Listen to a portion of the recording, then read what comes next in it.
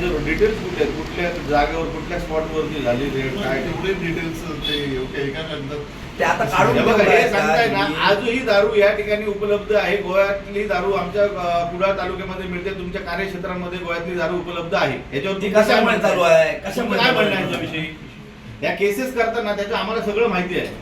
या दारू विक्री करणारा एक असतो, तुम्ही त्याला शोधून आणायला सांगतात, मग आम्हाला केसेस द्या, आम्ही तुम्हाला ऍड्रेस देतो 10 लोकांची. त्यामुळे ह्या सगळ्या गोष्टी तुम्ही चुकीच्या सांगतात. गोव्याची दारू आज या ठिकाणी उपलब्ध आहे. त्यामुळे आम्ही आज तुमचा सत्कार करायला आलो आहे. या गोव्यातल्या दारू घेऊन तो आमचा हा सत्कार तुम्ही स्वीकारा. नाही नाही, नाही, नाही, नाही. असं करायचं नाही. पत्र दिलंय, पत्र दिलंय आम्ही पत्र. ठाण्याचं पत्र ही कुठून आलं भेटलं? ही कुठून आली? 4 महिन्यात पत्र ठाण्यात भेटलं. ठाण्यात भेटलं पत्र ही कुठून आली?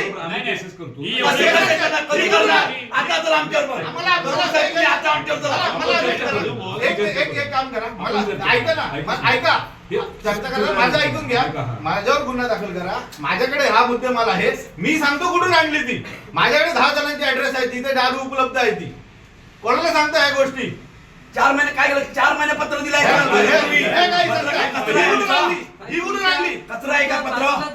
ही तुम्ही आमच्यावर कारवाई केलं तुम्हाला. त्याच्याबद्दल हा आमचा सत्कार करतो तुमचा आम्ही.